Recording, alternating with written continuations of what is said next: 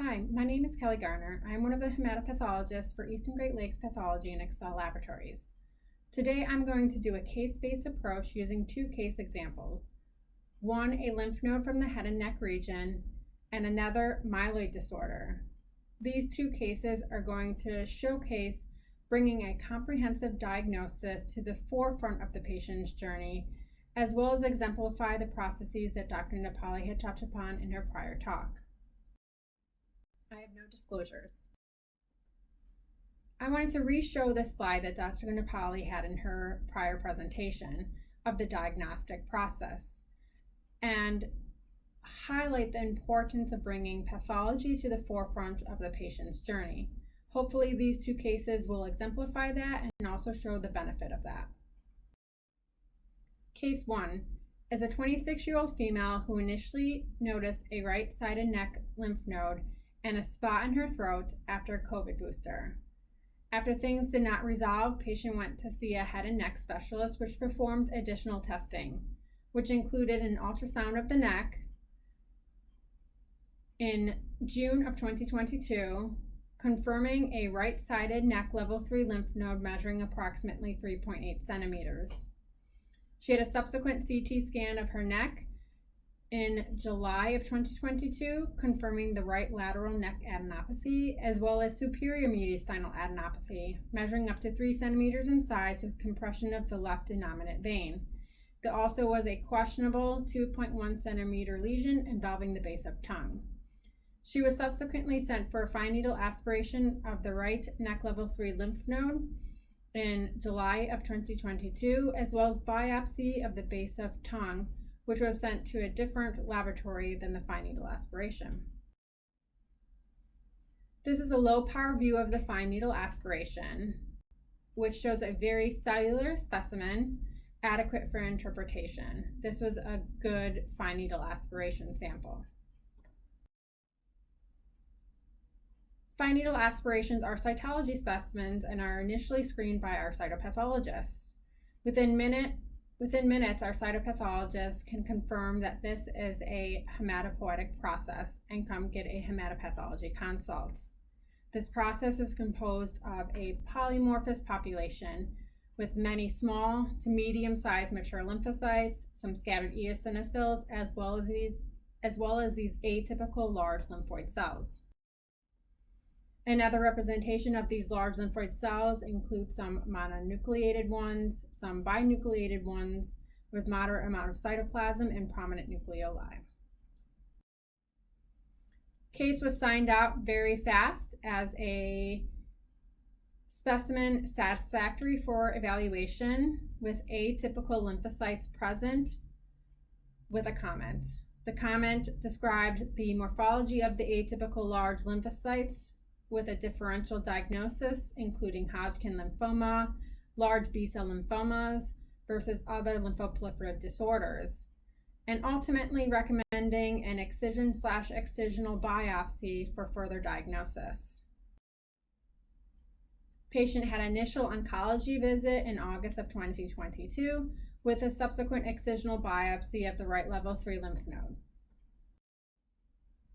Low power view of the lymph node shows an effaced nodal architecture by these nodules formed by bands of sclerosis.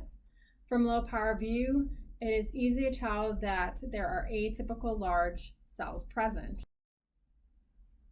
A closer view shows a polymorphous population, many small to medium-sized lymphocytes with some histiocytes, scattered eosinophils, as well as these large atypical lymphoid cells.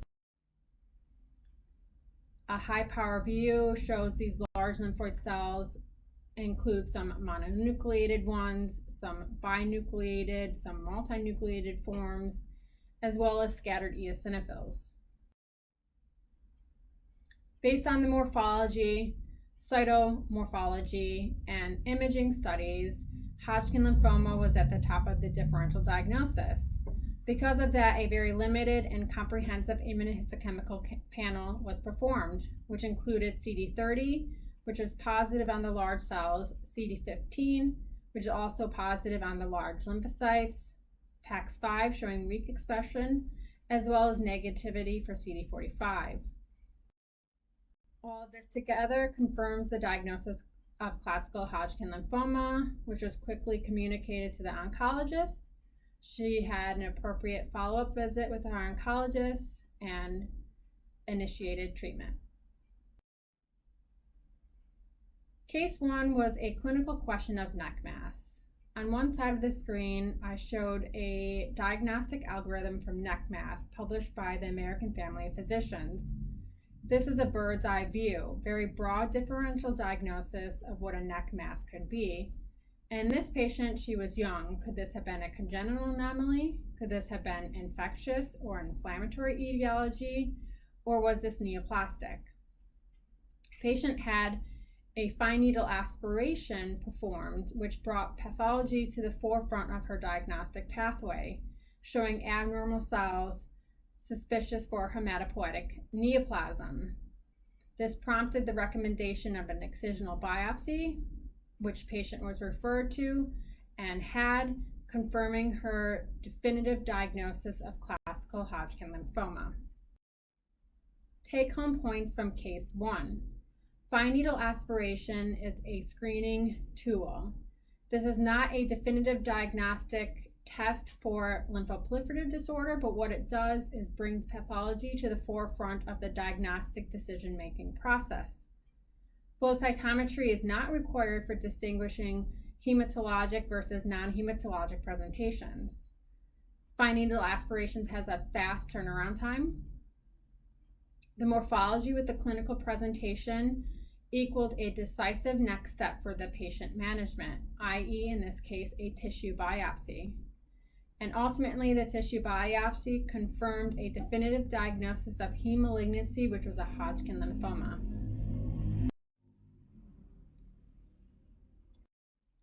Case 2 is of a 77-year-old female with a past medical history of breast cancer, coronary artery disease, and hypertrophic cardiomyopathy, who presented to her primary care office with exertional shortness of breath. In the office, she was found to have oxygen saturation of 88% on room air and was recommended to go to the emergency department. In the emergency department, patient states having also black stools for approximately a week, but has since then cleared. She denied any other signs of overt bleeding, fevers or chills, nausea or vomiting. She does elicit a history of anemia with iron infusions as an outpatient, as well as a pulmonary embolism on anticoagulation. Laboratory studies were performed in the emergency department, including a CBC with differential, which was abnormal, showing an elevated white count of 47.5 thousand, reduced hemoglobin hematocrit with a normal platelet. Manual differential showed neutrophil predominance with the left shift, including metamyelocytes, myelocytes, and a basophilia. We have internal laboratory smear review criteria, which prompted, in this case, a peripheral blood smear because of a white count greater than 30,000. Low power view of a peripheral blood smear clearly shows a leukocytosis, and even from low power view, a left shift is noted with circulating immature cells. High power view shows a left shift, some bands, myelocytes, basophils, as well as a rare circulating blast and some nucleated reds. A high power view of a blast. Peripheral blood smear was signed out as microcytic anemia with moderate anisocytosis, neutrophilic leukocytosis with circulating granulocyte precursors, circulating nucleated red cells, and mild decrease in platelets. The comment had a very comprehensive next step pathway. Findings were abnormal, which represented a leukoerythroblastosis. The morphologic picture included the differential diagnosis of bone marrow disorders such as a myeloproliferative neoplasm, ultimately recommending a hematology consultation as well as bone marrow biopsy with evaluation for the presence of splenomegaly. Patient ultimately had a hematology and infectious disease consultation. Blood cultures were negative. Patient had stool samples collected because of her history of black stools. Ultimately, that was tested and positive for C. difficile. Patient had a bone marrow biopsy a few days later. This is a picture of the bone marrow aspirate, which is abnormal, showing myeloid predominance, many myelocytes, metamyelocytes, some blasts, with reduced erythroid lineages. Again, a similar picture, including a basophilia.